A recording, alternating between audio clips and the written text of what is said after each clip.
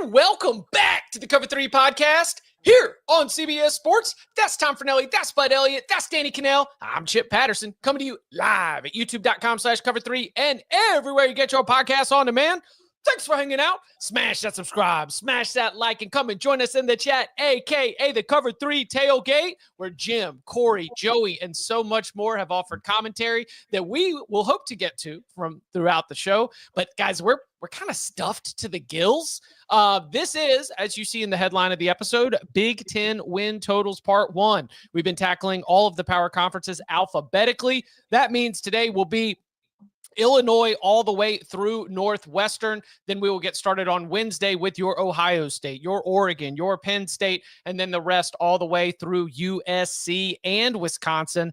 Listen, lots to sort of peel away at this. I think we should just go ahead and get started with a little bit. Can we do a rapid fire buzz? Does that sound right? We can do a little rapid fire buzz? Yeah. Sure. Let's buzz it real quick. Fight. What? Hey, preseason, baby. Players that are making a buzz. Camp buzz. Camp buzz. Camp buzz. Talking about players that are buzzing. We do have our first locks episode coming up on Thursday, so be sure to get excited for that. We'll do our win totals locks and our week 0 locks. Joey Aguilar named the starter at Tennessee over the weekend. Danny, a little bit of maybe as expected. Has this, did you hear anything in the commentary around why he won the job that has you thinking about your position on Tennessee going into the season? I had just heard that it was a little more open, a week ago, but this was the expectation all off season was that Joey Aguilar would step in. I think it's a good sign. I think it means he's probably picking up the system, which he got a late start on, at least he's comfortable enough to be in that position. I have my concerns about Tennessee at the quarterback position specifically. We've talked a lot about their losses. I think there's going to be more potentially on the quarterback's shoulders this year to have to carry some of that passing workload without Dylan Sampson. So I have my concerns, but I do think this is a good thing that they kind of put it to bed because I don't think there was much competition as we discussed last week. Yeah, if McIntyre was at all in contention to win, so I'd be very concerned. He's a guy who was pretty raw coming out of high school, liked the upside, but definitely didn't like the polish. And I know that's an offense that is pretty easy to pick up in year one. Traditionally, when people install the Bryles stuff, a lot of times it actually is pretty good immediately. It doesn't take a long time to get it installed, but yeah, I'd be surprised if it wasn't Aguilar, so I'm kind of glad it is. Same. Yeah, they went out, lost their QB, spent money to bring him in. If he's not their starting quarterback, that's a huge problem. Right. And I don't know if I believe, but I think was not their first choice, or do we believe he was not their first choice? He was not their first choice. Okay. Aguilar was not their first choice. That's okay. My thinking of guys that we know they talked to or tried to talk to, just talking to various agents out there, he was probably their 5th or 6th choice. Yeah. But again, I think that the fact that competition had lingered a little bit maybe was drawing up some orange flags. I think that Tennessee fans at least can look ahead to Syracuse, the opener, where we found out Steve Angeli has been named the starter. Tom, Angeli joins the program after spring practice. No news on Notre Dame. By the way, my prediction was that we would actually get that announced during Sunday's availability. No clarity there, though. We get Notre Dame in a second. Tom, Angeli wins the Syracuse job. Surprised at all that he beats out Ricky Collins? No, because we've long argued Angeli should be the starting quarterback at Notre Dame. He was incredible. So the fact that Notre Dame doesn't about that rivalry. Thank you for reminding me of that rivalry with the tailgate. The fact Notre Dame doesn't have a starter yet, and Angeli shows up at Syracuse after spring practice and has already named their starter. I think let's let the facts speak for themselves, boys. So Angeli should be QB1 in South Bend. I really think Marcus Freeman's messing this up, clearly.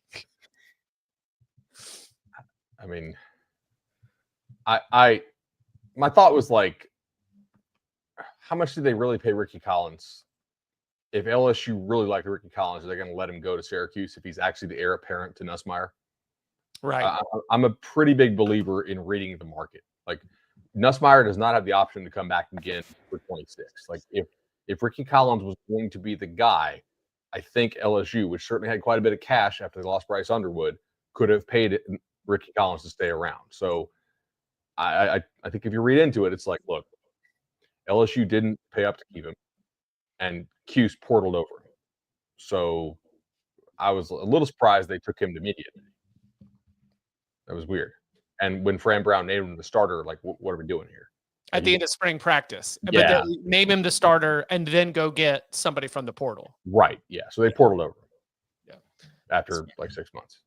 DK, you got any Angeli expectations for against a very difficult Syracuse schedule?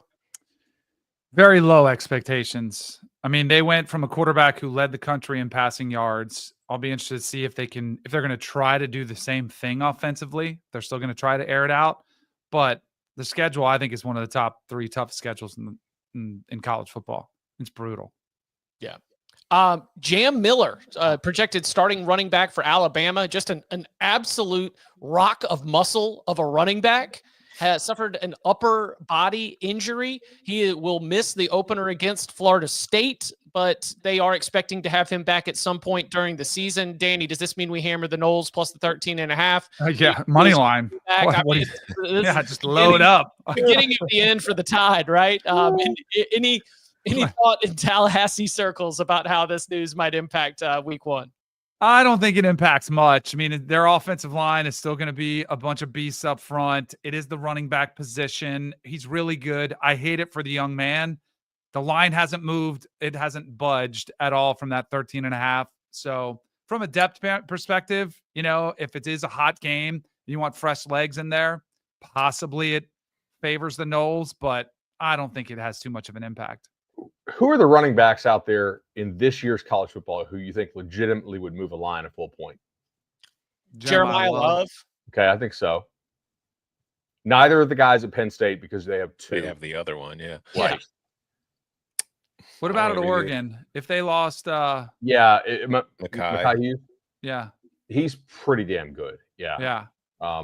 They're talented behind him, unproven. They are. But they're talented behind him.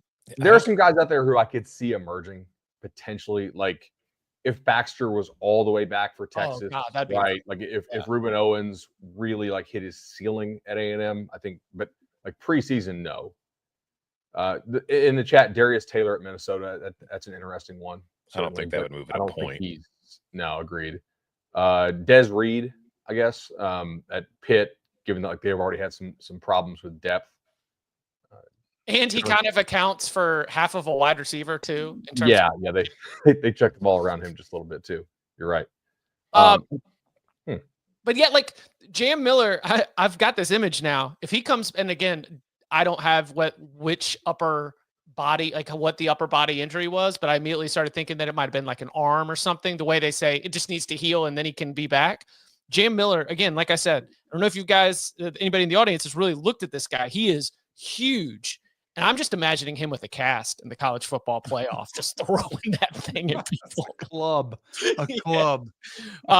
Fast recoveries and well wishes to Jam Miller at Alabama. Again, they won't have him for the start of the season. Georgia game also before you get out of September. So it's not just Florida State. There are some significant games that could end up being impacted here. DK, Bud, we missed you on Friday for the NCAA violations, the punishment announcements for Michigan. Before we hit a break and tell you about something we are really excited that we have added to the Cover 3 experience this fall. Just wanted to at least give a chance. Anything stand out or any reaction to the additional punishments that the NCAA Committee on Infractions handed down? I mean, the NCAA seemed like they're pretty clipped at this point, right? Like that, the report was pretty revealing and detailed. And I mean, that was the punishment they came up with. So I think financial punishment is significant. I'd pay $20 million for a natty. It's going to be 35. Yeah, I've seen some 35 reports. I still think a lot of schools would take easily 35 for a natty. Okay. How much did A&M pay to buy out Jimbo? That's not the way deals with the devil work. It's not that clean. Look, I think it does confirm for me it's a tainted title. I don't know, does it take it? I don't think I'm glad they didn't try to strip him of it, but I do think there's an asterisk along that Michigan team. I think it is a part of the story. They still went out there and beat the teams they had to at the end of the season when they didn't have the signals as their advantage. I just think it's kind of it's a tainted title. And it's like, man, how much of it I think you could debate, but I definitely think it's like a title that comes with some baggage. Maybe it was a punishment that they felt was commensurate with the advantage Michigan gained. What does commensurate mean? Means it's an equal punishment. Like, okay, here's your punishment, and it really wasn't that big of a deal. Sorry, we're not going to hit you with the death penalty like Ohio State fans have been waiting for.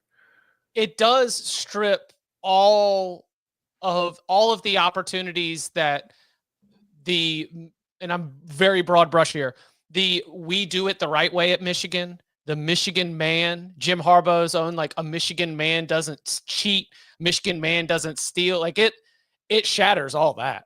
You can't do any of that. You know, like that. There used to be, which they love telling you about. They loved telling you about. Yeah, and there used to be a real snotty term around here called the Carolina way. And it was very much molded in like the Dean Smith thing. Then again, me not knowing words, the academic scandal hits. And now it's like, you can't talk about the Carolina way anymore. So you've definitely stripped that out of the fan experience and sort of the conversation.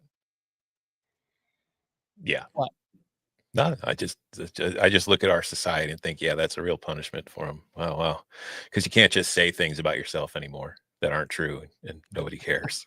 It doesn't happen every single day. Oh, yeah. Well, I mean, you could. A great deal maker. All right.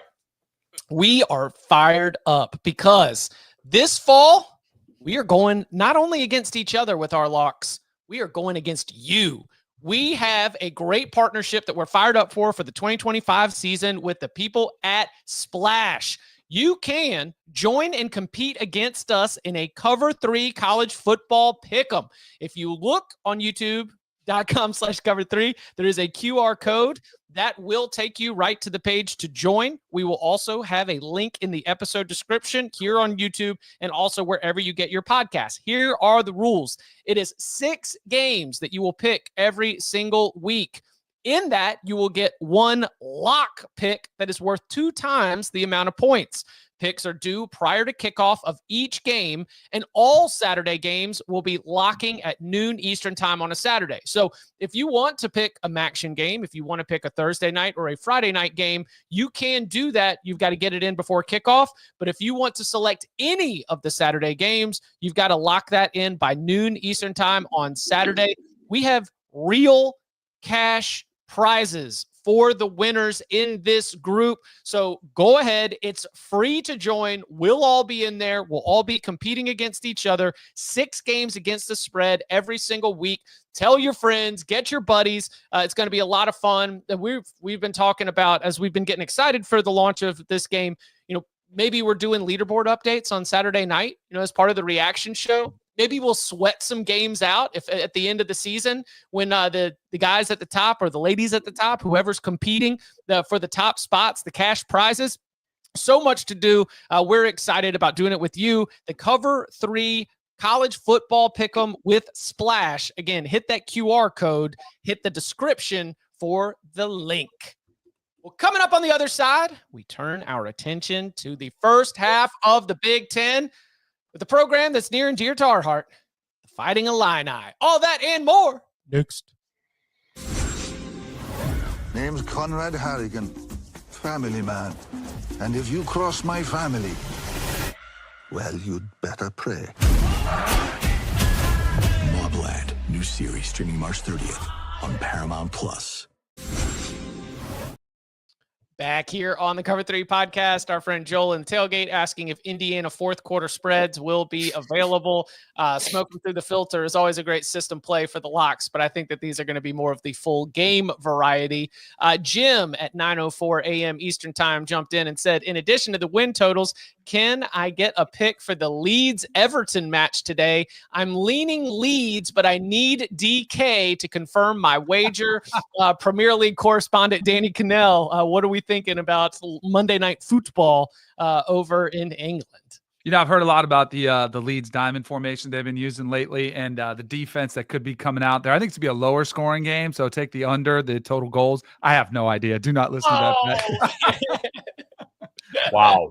I have no idea. I just remember my daughter's 13-year-old soccer game. They were talking about a diamond formation, so I was like, oh, maybe they do that at that level too. Yeah, and he dropped the diamond formation. I know.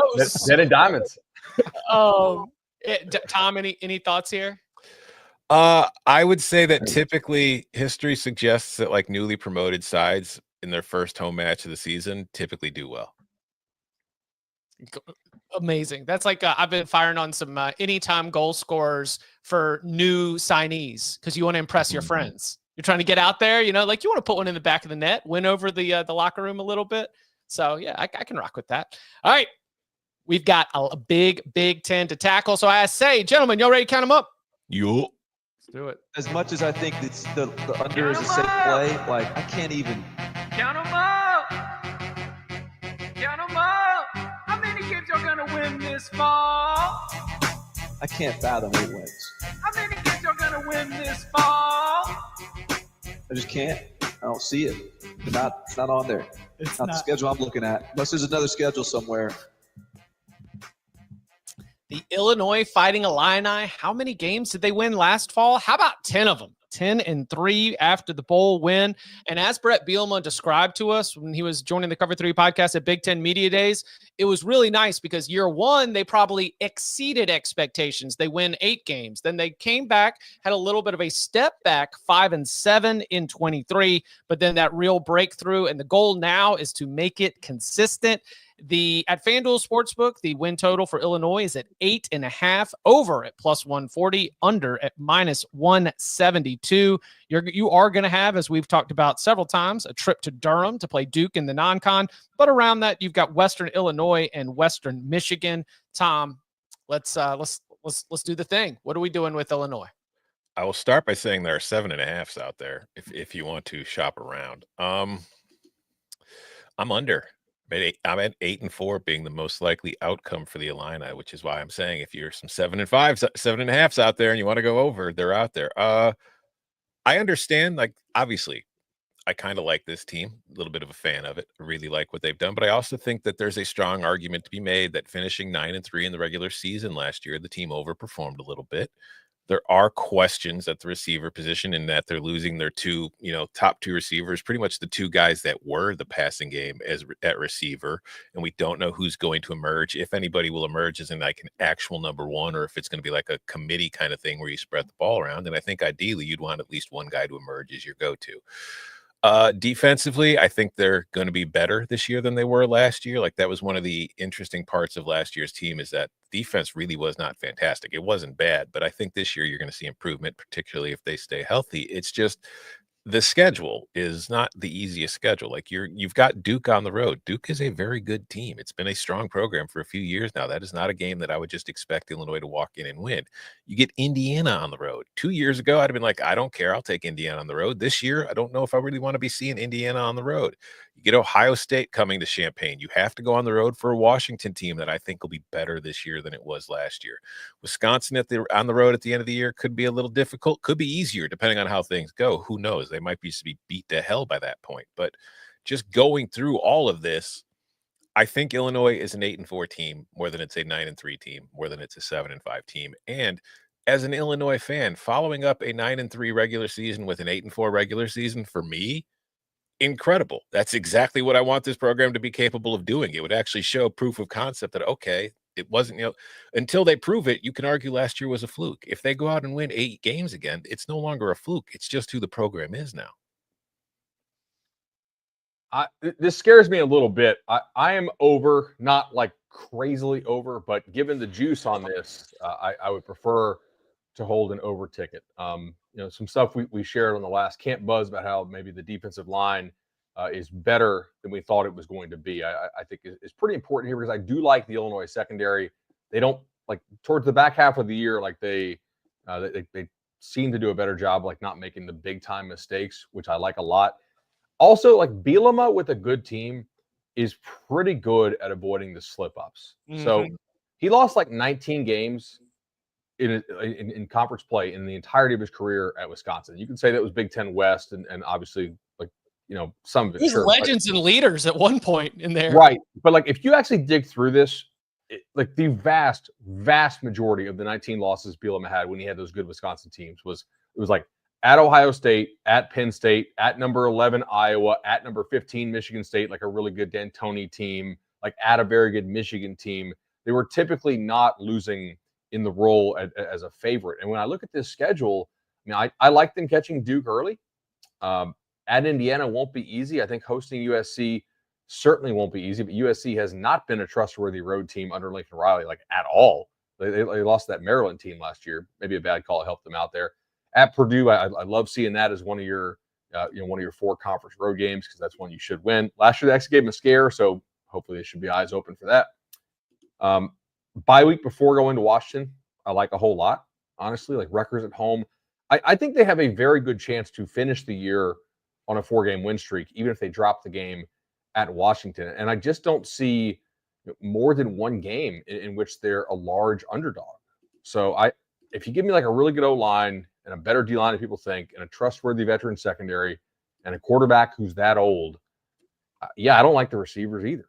But like, I kind of think this team could go even 10-2 if things break their way. I think 9 with these odds, I'd rather have the over than the under, because I do think there's some real upside, especially if they can stay healthy.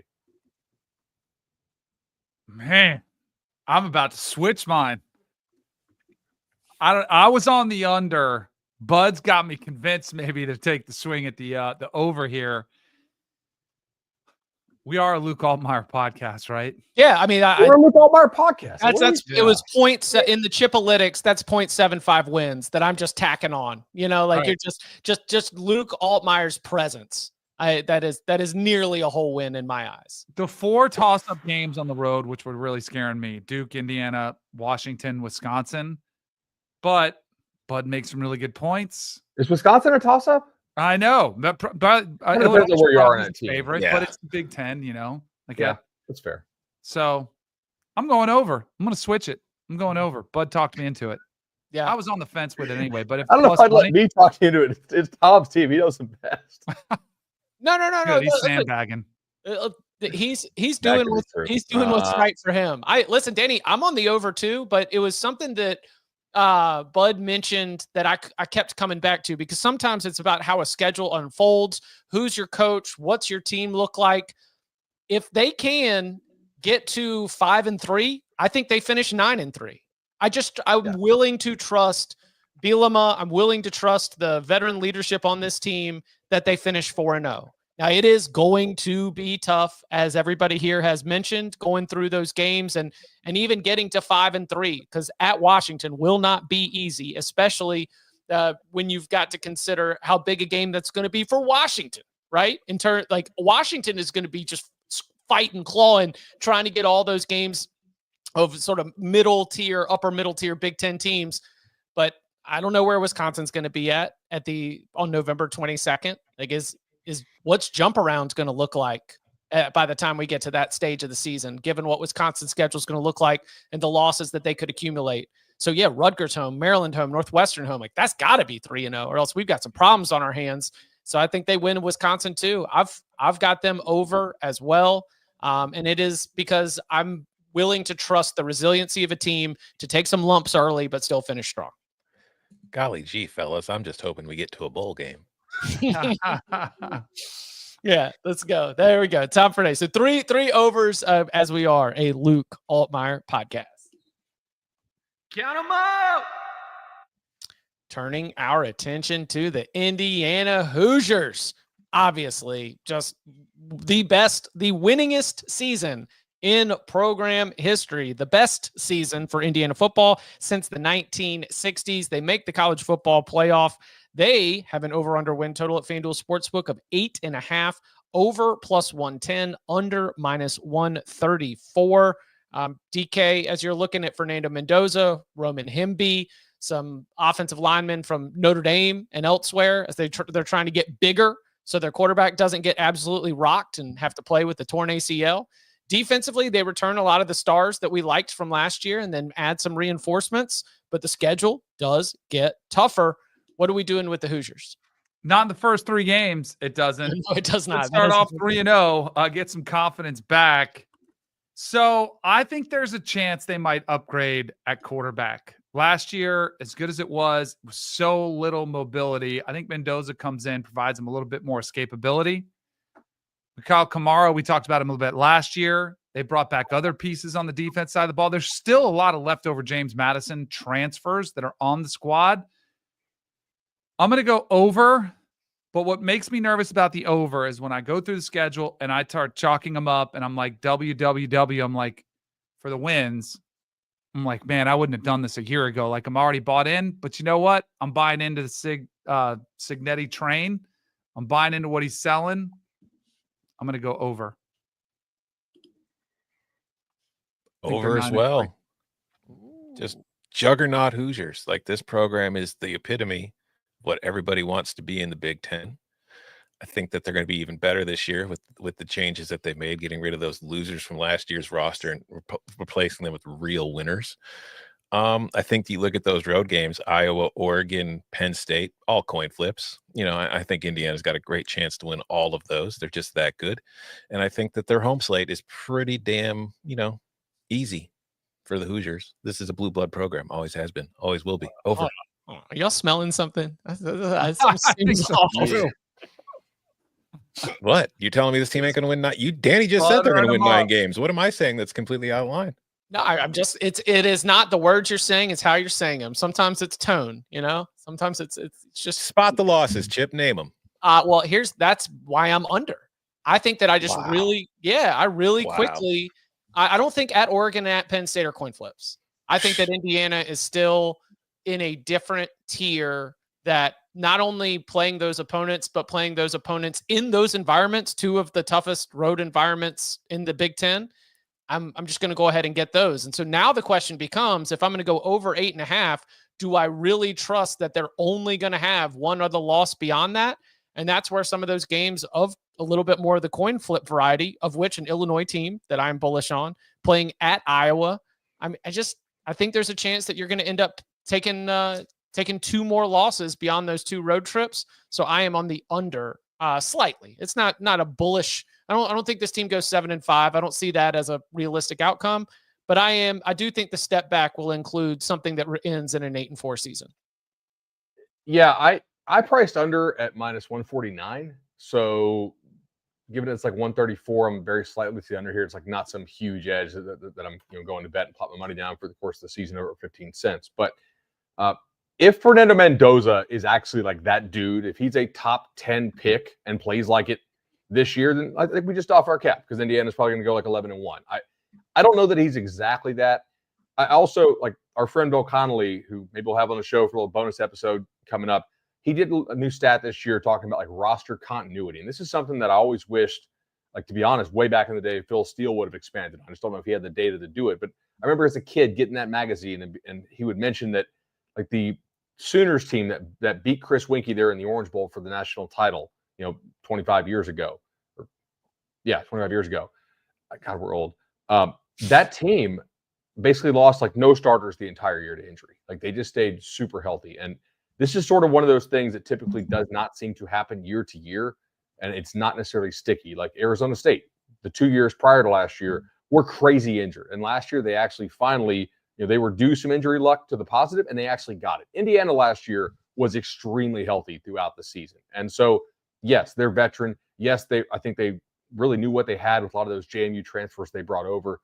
But man, they did stay pretty damn healthy throughout the year. And like, that is like the game-to-game lineup continuity piece is something that you probably have to regress a little bit to the negative for this group. And I'm a little concerned that Mendoza takes a lot of shots, dude. Like, he gets hit. And I don't know that their backup situation is something that I love, and really for any of these teams this year, to be honest, because a lot of these guys transfer out. But I'm very slightly under here. I do still like the defensive line. I think the receivers on the top end could be nasty. I don't know if I love the backups so much, but I guess we're just nerds having opinions on the backups for Indiana receiver room. I'm slightly under here. It's not like a super strong convicted take, but like Illinois, Iowa, Oregon, hypothetically here, if you start 3-3, which is not out of the question. Correct. Does Signetti still get those crowds like he got last year for Michigan State when they come to town, for UCLA when they come to town? If this team's out of the playoff race before Halloween, how pumped are they to go play at Maryland, right? Like, at Penn State, it's certainly not an easy game. I love the finish, because if you like the finish for Illinois, you kind of had to like the finish here with Wisconsin, which could be a zombie team by that point in the year potentially, and obviously Purdue, which I don't think really has like a Power 5 roster yet. I'm slightly under. Indiana starting 3-3 is a ridiculous premise. If Fernando Mendoza is not a Heisman finalist and this team is not back in the playoff, this was a disappointing letdown season. Amazing. Keep it up. I might have to like factor in a little bonus. I'm going to stick with my pick. I'm going to have some conviction here, but if Fernando does get knocked out, you know who's coming in? I think Alberto, because Fernando has a brother named Alberto. Are we sure Fernando and Alberto are not just the same person? Yes.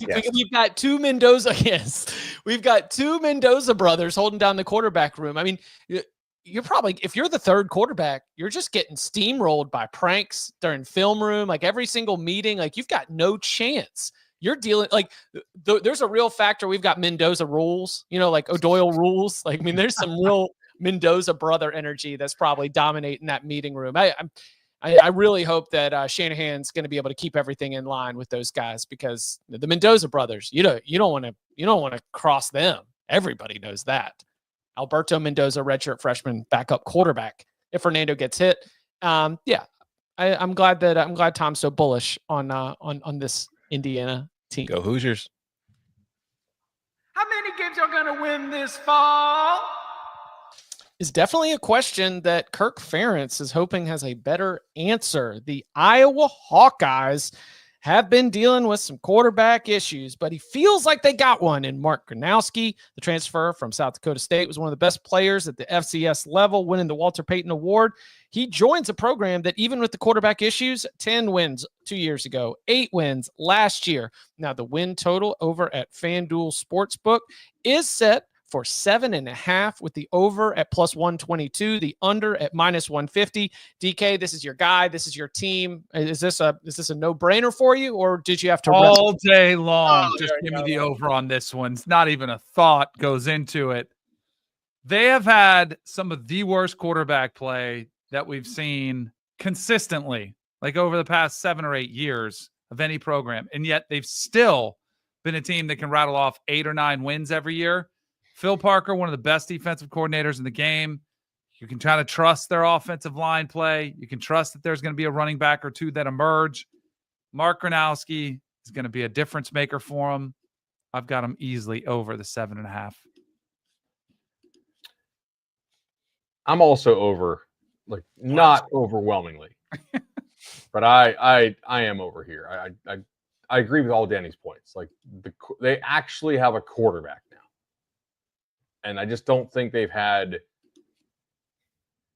charitably, a lot of years Iowa was running out a very G5 level quarterback. And in some years, I think that would be an offense to G5 quarterbacks to call what they ran out a G5 level QB.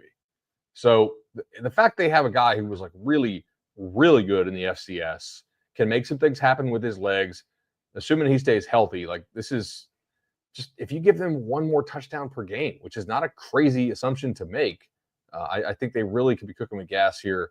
The schedule it's okay, but like the back half of it is far different from the two teams we just discussed. Like, I think Illinois and Indiana have a very, very soft finish.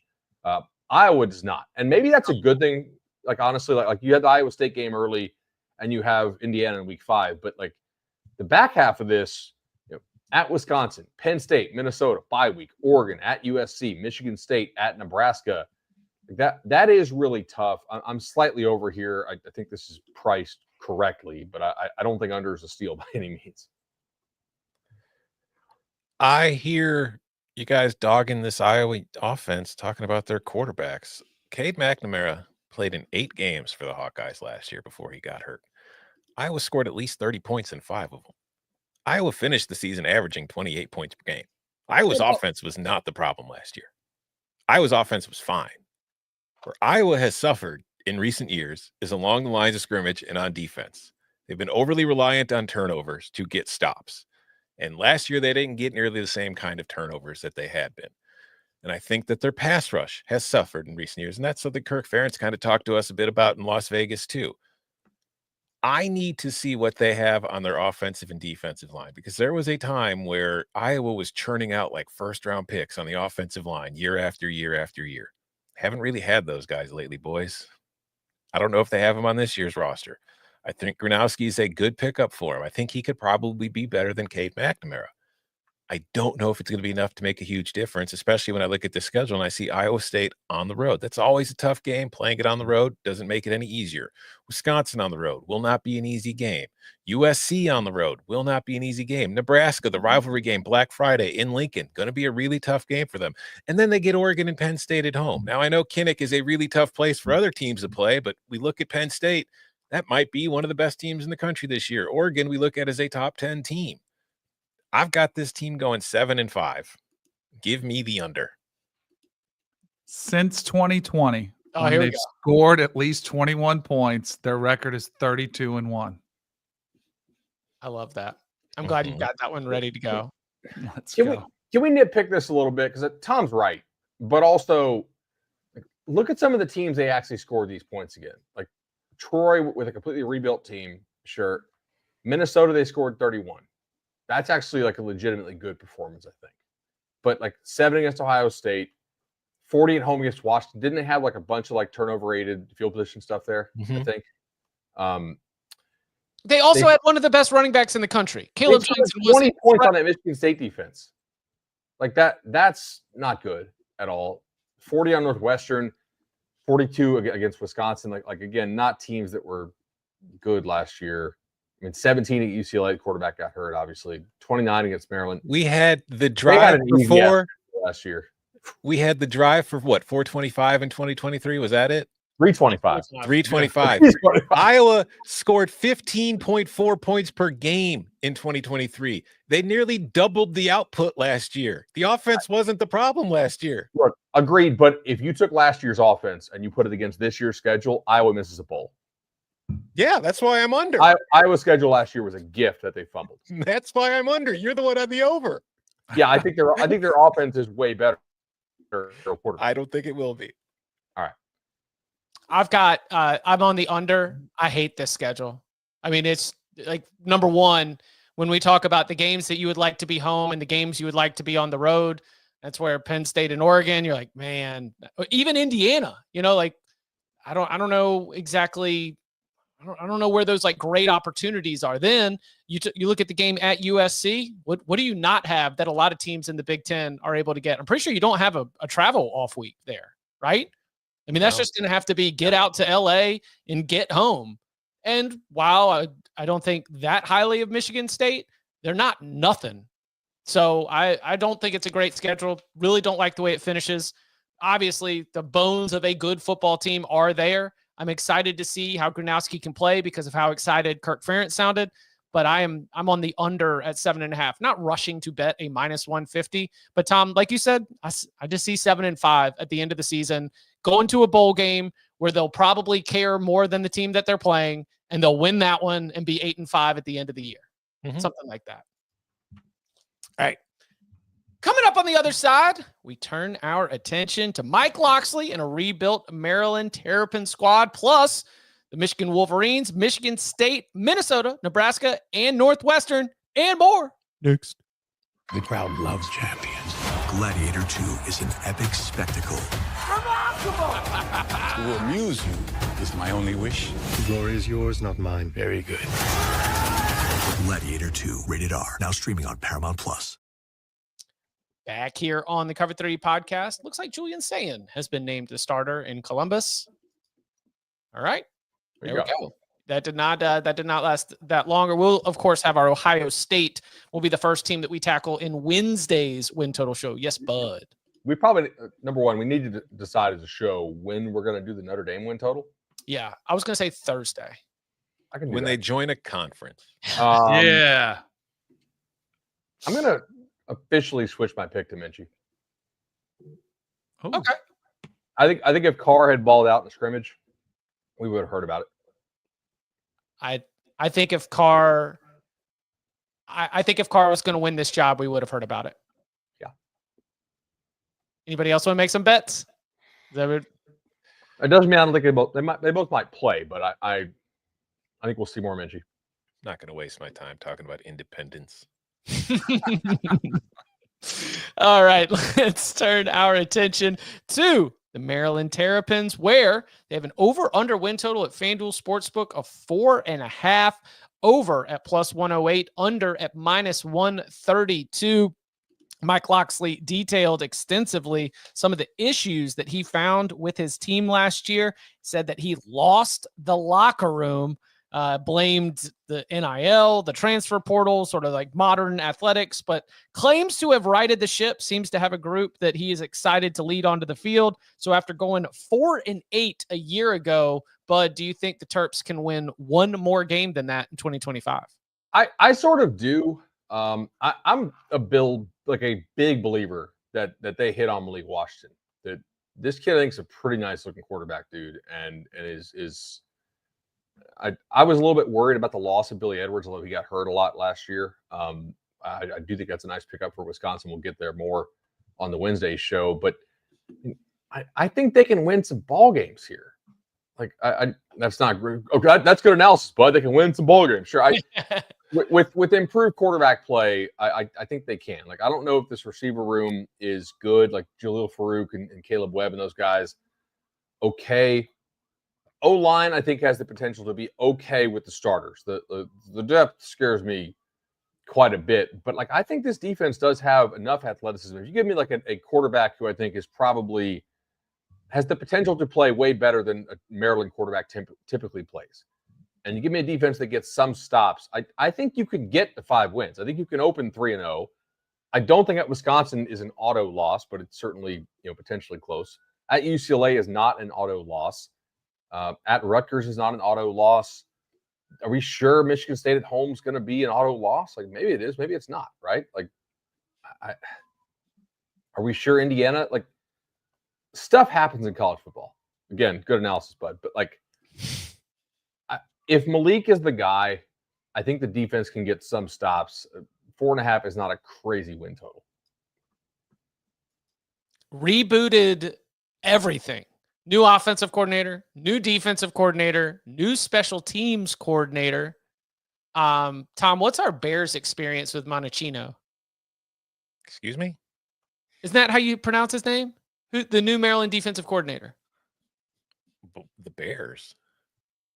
Wasn't he with the Bears? He's an NFL guy. Yeah. I don't know if he was. I don't know who he is. So here's sort of like the setting, like the way it's filed away in my brain. So Mike Locksley was just like Pep Hamilton, like this like longtime NFL defensive coordinator. I mean, he is like flipping everything, and if he can get it all together, it could be great.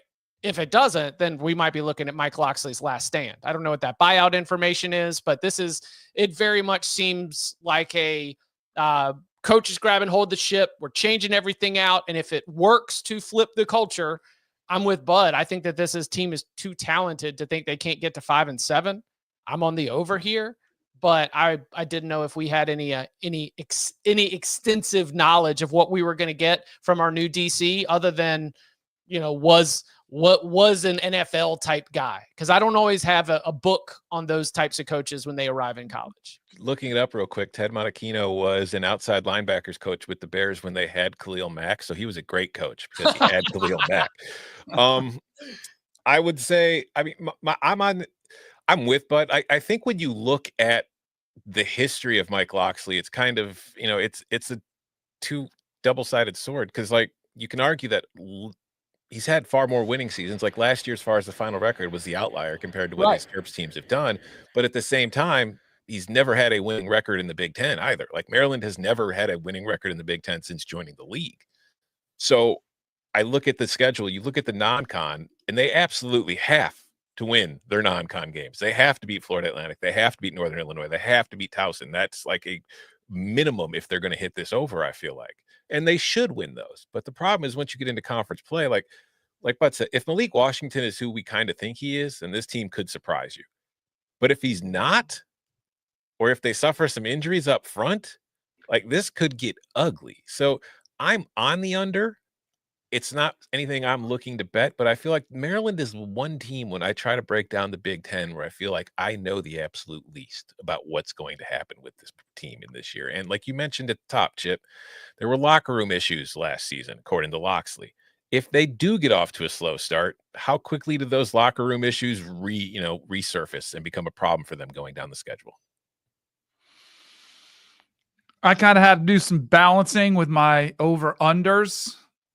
I'm on the under with Tom. Northern Illinois, Thomas Hammock, he went to South Bend last year. It wouldn't be that surprising if he got a win at Maryland. Locks did interview for the Jets job in January. Then that might have been just a resume builder to put your kind of name out there. But why do you take that interview if you're not kind of worried about the end of the rope here coming? Mm-hmm. I do not. And the other thing so when Maryland comes to town, I almost feel like you get the best effort from the programs like Wisconsin. Like they're looking at it as we got to win this game. We have to. And even the Michigan State games in Detroit, like it's going to be a game there that's kind of a unique atmosphere. So no matter how Michigan State's season is, maybe they're a little bit more fired up. I just think it could be a long year for Locks. I like them a lot. I worry about some of the stuff that came out last year. If their QB is super special, then it's kind of all bets are off. Maybe they're one of the surprises of the Big Ten, but I need to see it first. I mean, the buyout's $12 million. That's like nothing for a Big Ten team that's getting a full share now, right? Somebody's got to take the losses. Take the checks. They also just had I don't know what their basketball as they're trying to rework their basketball program now. I don't know how funds are being diverted and where the passion for the biggest boosters currently lies for Maryland. So that'll be another thing to keep in mind along the way. Count them out. Turning our attention to the Michigan Wolverines, where they've been in the news lately. Yeah, they have. They have. It's Sharon Moore.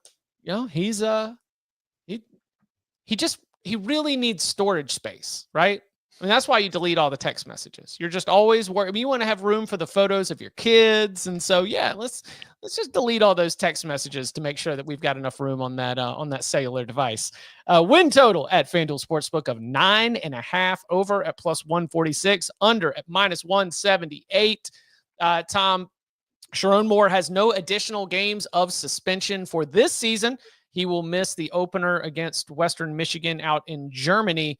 We know, of course, that will be week 3 and week 4, the games he will be missing this year. As we're looking at Michigan, as we're looking at the schedule, what are you going to do with the win total? I'm going under.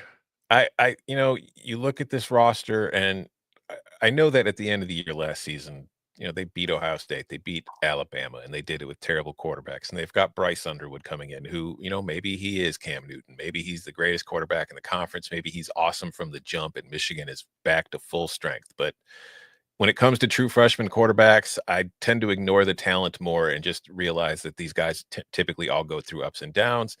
And he's going to have his first road game is at Oklahoma against what's going to be a very good defense. Feel like that's going to be really tough to win. And then you're going to be on the road again for your second road game at Nebraska, and you won't have your head coach. And that could be an impact for you. So the schedule, to me, it's a little too difficult for me to project this team is going to go, 10-2. Like I think 9-3 is far more likely here of an outcome. I have them losing to Oklahoma more often than not. I think Nebraska is yeah. You could be 3-3 by October 12th. Yeah, exactly. And, you look at the roster, we talk about everything they have to replace. I still think this defense will be very good, even without Mason Graham and those guys gone. I still think they've got talent there. They've got Derek Moore. They've got Jayshawn Barham. I think Jair Hill might be one of the best corners in the league, and we saw flashes of that last year when Will Johnson went down. The running back situation, I think, will be fine with Justice Haynes and company. Receivers are a concern, but I will say they got Donovan McCulley from Indiana, who is a guy I liked at Indiana before Kurt Cignetti ever showed up. He kind of just fell out of favor there with the coaching change, but I think he's a big body kind of third down, move the chains, red zone type that a quarterback can rely on. So I think they at least have that. It's just, I don't think Michigan at its peak, unless Bryce Underwood is God, is going to win 10 games. I mean, I think you go out and get Mikey Keene in case maybe you don't want to start Bryce Underwood right away, a guy with experience, but apparently he's been dinged up. So it's going to be Underwood from day one, from what my guy thinks. So I'm under here, man. Now, look, I'm very willing to admit that we could be wrong about the Michigan receivers. I had a guy slide in the DMs the other day, and he was like, look, like, dude, they had like Iowa-level quarterback play last year, and probably worse. Worse. How do you know that these receivers actually suck? Maybe they just, like, they don't have anybody to give them the ball. I'm like, that's a fair point. Okay, I don't think that they're good, but maybe they're not quite as bad as I think. But how do we know the O-line's actually going to be any good? Like, tradition, recruiting rankings are certainly strong indicators, but I don't know that this O-line is bouncing back to what it was when they won the title in 23. Maybe it will. I don't know. And look, I do like their D-line development an awful lot, but man, losing Graham and Grant and Stewart, it to me is a big deal. Like, those guys were different. Like, look what they did to Ohio State. Like, those guys were very different. I think the schedules, it's tricky. Like, at Oklahoma, at Nebraska, at USC are all like very losable. Wisconsin at home, you probably should steamroll them. Like, Washington at home, I think you're probably too physical for them, but maybe not. You finish with Ohio State. Like, you know, that's been easy for you the last couple of years. But I'm under here. I don't know that I trust them to be able to run the ball quite as well as I think they can, and I don't know that they're going to get quite as many stops on defense as they think. I'm under. They don't have the signals anymore, so. Well, huge that was. I was on the under anyway, even before that, for all the same reasons you guys have. I had them at 8-4. I had them losing on the road to Oklahoma, Nebraska. I'm bullish on Nebraska and USC. And Ohio State, I think, breaks the curse. And then potentially, is there another slip up in there that you don't see coming? They did lose to Washington last year. They do get them at home, but the Michigan State game could be tricky. It's a rivalry game. It's a big year expectations for Jonathan Smith. I just think the unders are more likely. So I'm under. Yeah, not rushing to lay -178. This probably comes into the Bud Elliott greatest hit of, like, these numbers have been banged into place for a long time. That under 9.5 probably seems like the smart play if you are going over. And if you see 10-2 against this schedule with everything that we know about the roster, then to me your bet is just on Bryce Underwood. I cannot get to 10-2 without him being truly awesome, generational type stuff. I mean, we're talking Trevor Lawrence. I mean, I'm trying to think of like the true freshmen that have like hit the ground running and lived up to expectation right away. I think it would need to be Trevor Lawrence levels of instant impact by a true freshman for us to get there. And if so, then yeah, you're 10-2. You're in the college football playoff. You're competing for a Big Ten title. I just don't think they're there, so I'm going to go under. What I will say, to Danny's point earlier, he's got him 8-4. I was able to get an under 8.5 at a different book at plus odds earlier this offseason. I would rather have that than the under 9.5 at this. Not to cut Tom off, but like, 9.5, 8.5 is an interesting discussion here. Like, what would you rather have? I think it depends on, like, what do you price a half win at? A lot of people say 70 cents or 75 cents. And then, like, where's the cutoff on your win probability on Michigan's schedule, right? Like, do you think Washington at home is like an 80% game, or is it more like an 85 or 90% game, or is it lower? Like, if you're going under 8.5, it kind of, like, obviously, like, the math matters here, but you really do have to kind of think about what's a better bet here. And it's not quite as simple as just pricing out a half win and then, pricing out a full win on the difference with the juice. But you also need to figure out, like, okay, for some of these teams, like Chip does with his exactas, like, the exact number of wins here is much higher than this number of wins. Yep. All good stuff. How many games are going to win this fall? Danny just mentioned a big season for Michigan State, and Jonathan Smith. Roster situation was tumultuous, to say the least. Over-under win total as we go into a new season is set at 5.5. over slightly juiced here, minus 132, under at plus 108. Bud, what's our thought on whether we will get to see the Aiden Childs we were promised, or will we see the Spartans be able to take a step forward elsewhere? Because the roster issues were numerous beyond Aiden Childs' YOLO, whoopsie-daisy infused quarterback play. Yeah, I'm going to go over here. I do think Aiden Childs, the ceiling is clearly there. Some of the throws he makes are ridiculous. I think the floor is what has to be raised. And I think Jonathan Smith can do a pretty good job of helping to raise that floor. Like the O-line, I think, should be somewhat better. Defensive line, I think, has a chance to be like okay. The schedule here does line up, I think, very nicely for a team like this. I mean, you get Maryland at the end of the year, like we just said. Maybe they're on quit watch. Maybe they're not, right? Western Michigan, BC at home. I do like Michigan State in that game. Youngstown, so you should get a 3-0 start. Now, at USC, at Nebraska is pretty challenging, but I do think you can pull one of those, because I do think Childs kind of has that giant killer mentality to him. This middle stretch is certainly not easy, but guys, like, we're not trying to go 8-4 here. And I think if you take care of business in the ones that you should take care of business in, I do like Childs' upside here to be able to pull an upset or two to get us to this number. Danny. Same. I'm on the over as well. I think Jonathan Smith, year 2, he inherited a dumpster fire. Yeah. And I think that was evidenced last year. You see a lot of moves made in the portal. I think the quarterback cleans up his play sometime. You already heard what I thought about the Maryland game. Like, I think Michigan State wins that one. It's in Detroit. I think they do start 3-0, so that's 4. Can they get to 2 more? It is a stretch. Like, you got to kind of feel for it, but I do think they can get there. I think there's some uncertainty about what Nico is going to be. UCLA, Minnesota is one of those teams. Even on the road, they could catch that one. Are we sure Indiana's like? I think they'll get there 2 more. I'm going to go over. I think they're going to be a much better culture, much better squad this year under year 2 of Jonathan Smith. I'm on the under slightly. Mm-hmm. There's a lot of new faces on that offensive line. Maybe that works out for the better. I mean, it certainly, they could use the improvement there. Defensively, I would think that in Rossi's second season running that unit, there will be improvement on that end. But to me, a lot of this does rely on Aiden Childs and just what you get from him, because there are so many what the F throws in a game with him last year that you just didn't understand what he was doing or where he was even trying to go with it. And then I look at the schedule, like Boston College in non-conference to me is a coin flip for Michigan State based on what I know about them and saw from Boston College last year. You look at the road slate, and a lot of their kind of coin flippy games that you would expect just team-wise, tier-wise, level-wise are on the road. USC, Nebraska, Indiana, Minnesota, Iowa. Like Penn State and Michigan coming to Michigan State hurts their ability to really impact their win total. I'm on the under. I think that if you get to a bowl game, it is a very successful season for the Spartans, but I don't think they get there more often than they don't. Yeah, I'm on the under too. I don't love it for the big picture talking points, but I could see 4-8.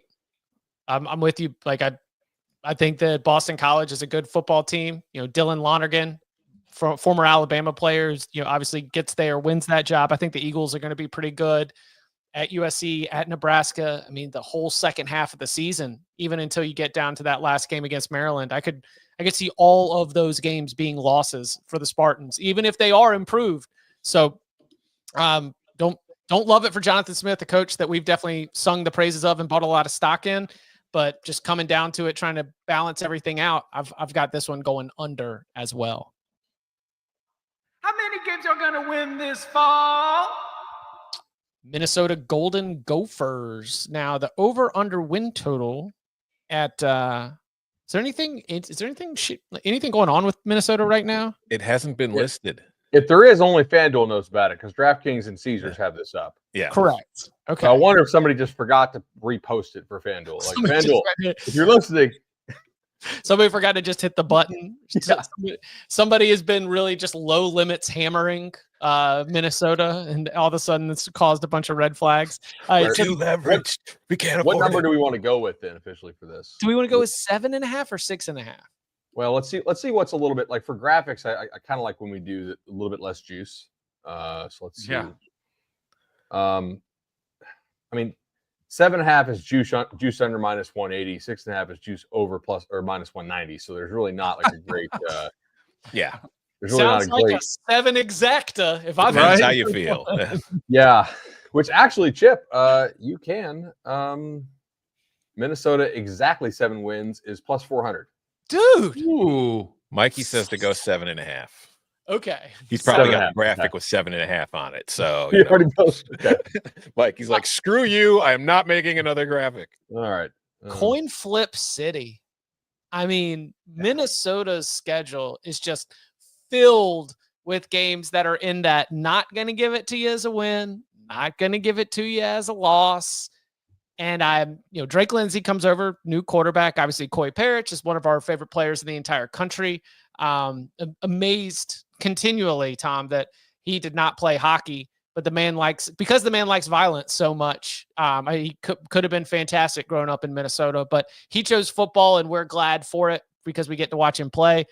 And I really struggle to get to enough certified wins to be able to take this thing over. So a good football team, tough schedule, too many 50-50 games. I'm on the under. I'm like over. Yeah, I'm very. Go ahead, Tom. This is annually one of the most disrespected programs, I think, in the country. If you look at what PJ Fleck has done, and I understand that they're replacing plenty of guys, especially on the offensive line. There's reason to be concerned, but they just have their identity and they stick to it, and they're very effective doing it. And I look at the schedule, like, I think they're going to start off 5-1. I think they're going to beat Cal on the road. I think Cal could be an absolute dumpster fire. They'll get killed by Ohio State, or they might make it close. Who knows? But they'll lose that game. I think they win the others. And then you get to the second half of the season, you ask, can you win 2 of those games? I think you can, or 3 of those games. I've got them going 8-4 more than I've got them going 7-5. So if we wanted to go with the 6.5 win total, I would be locking that baby up so fast over. So you'd rather lay 190 to go over 6.5 than to take 135 to go over 7.5. No, but for win total, yeah. But I'm saying for like our lock pod purposes, all we worry about is the number to be a win or a loss. So if it was 6.5, I'd be locking that up real fast. Yeah, I think 7 comes into play here a pretty good bit. I would probably rather pay the premium on this just because of certain, like how I've priced certain games within this. But for 7.5 purposes, very slightly over here. So a couple positives. 1, the schedule. I don't want to start with that, though. I'm going to circle back to that. 2, the fact that they liked Drake Lindsey internally, groomed him as the heir apparent, and did not go out and try to portal over him is probably a positive market indicator, like something you can actually read into. Hey, they thought they had a guy here. They thought they needed a year of experience. They go out and they get Brosmer from New Hampshire. He comes in. He has a fine season for them. And now that this kid's ready to step in. Now, we've seen this go horribly wrong before as well, but I generally think that's probably the right way to judge things. Like, did this team try to get somebody in the portal to portal over him? No, not that I know of. So they're going to roll with him. They must like him.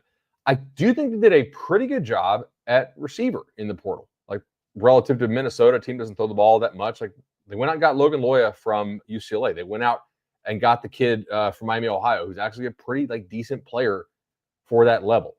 Some of the O-line stuff scares me a little bit. Defense, I think, should still be pretty darn good. But when you're looking at Buffalo, which is certainly a sleeper to win the MAC, and one of your better MAC teams this year for sure, and they can play a little defense. Northwestern State, that's a win.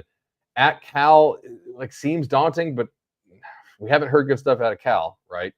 And Rutgers at home, again, if that was on the road, it would scare me a little bit more. At Ohio State, no need to discuss that. Getting Purdue at home, I think, is a huge deal for a team trying to get to 7 or 8 wins.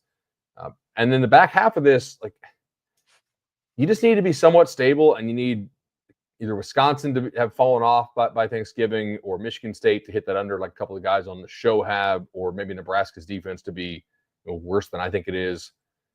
I think over slightly. I like the 7-5 exacta. Yeah. What was that, plus 400? Yeah. So I'm on the under, but not. I don't love either side on this one. I do think it's a huge unknown because I do think they start 5-1. Like, what if they're that momentum team that is rowing the boat? And we're all talking about PJ Fleck and what a great job he is, and Drake Lindsey being a breakout star at quarterback. They do return their running back, who was almost a 1,000-yard rusher, was a huge part of that offense. They do lose their defensive coordinator, who's down there for the Miami Hurricanes now. Like, as far as culturally, I do think this is a team that fights really hard week in and week out. So I'm kind of torn on. I'm going under, but not by a ton, not running the window to get it, but I'm on the under. Count them out. All right, DK, I know you've got to run to CBS Sports HQ here shortly, but this is one of the big talking point teams. I want to let you to get first word here, as the Nebraska Cornhuskers have an over-under win total of 7.5, over heavily juiced at -160, under at +130. Year 2 of Dylan Raiola, Dana Holgorsen now full-time OC, whole year. What are we doing? I'm going to go over. I think Raiola does take a step forward with Holgorsen. I love the fact that they got him in there last year to work with him, start working on some of the terminology and the verbiage and just getting him more familiar with that. I think he cleans up his play. I do think this team has been knocking on the door. They're getting close. It's something I'm sure Nebraska fans don't like hearing in one-possession games, because that was something that always plagued Scott Frost. And there was a few tough losses last year, but I do have them going ever so slightly over. This is why you won't hear in a Locks win total pod. This is more of a vibes play. I do like Matt Rule a ton, but I'm going to go over. Schedule is pretty brutal. Or Thomas? Since last night, I've seen not one, but two college football pundits put Nebraska in their college football playoff projection. And I mean, I'm talking the two of the brightest minds in the space, Josh Payton, Brandon Walker, who are that high on Nebraska. And I am right there with them, because they let that much brain power in one room. It's crazy to think, but they do. But like, I do think I'm over here too, but I'm like Danny. It's a slight over, because I do think that we are going to see a jump forward, because it's the 3rd year bump for Matt Rule. 2nd year in Temple, 6-6. Next year, 10-4. 2nd year at Baylor, 7-6. Next year, 11-3. Matt Rule in his 2nd year in Nebraska, 7-6. Here comes a 10-win season for the Huskers. If Dylan Raiola improves and starts, continues his development, I think that certainly increases their floor.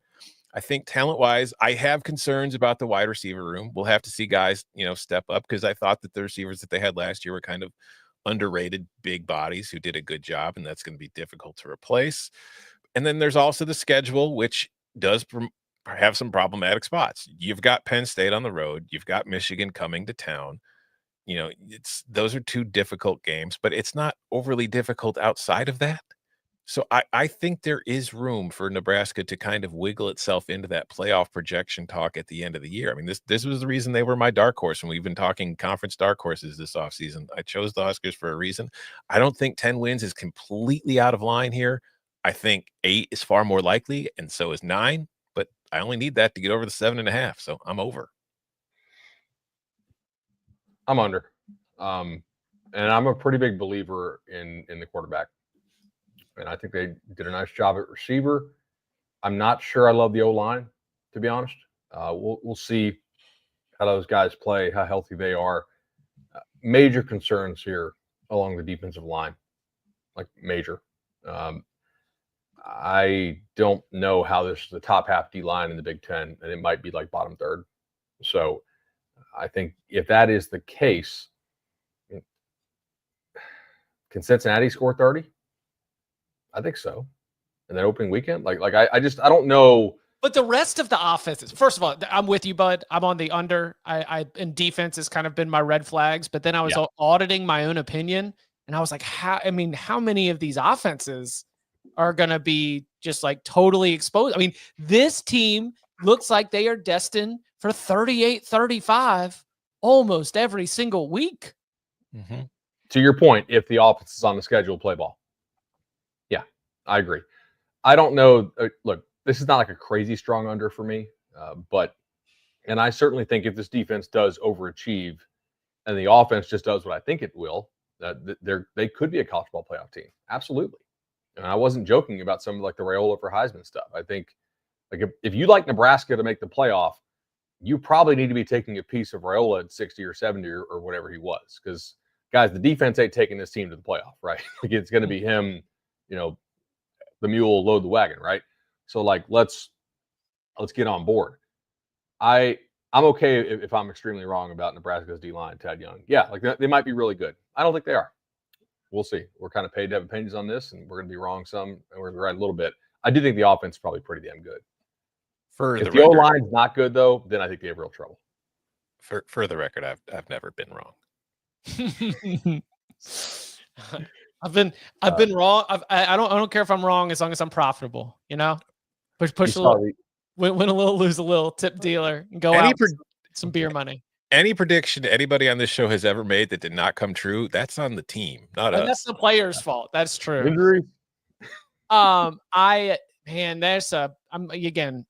am out on college football playoff, but I still think this is a very, very good team.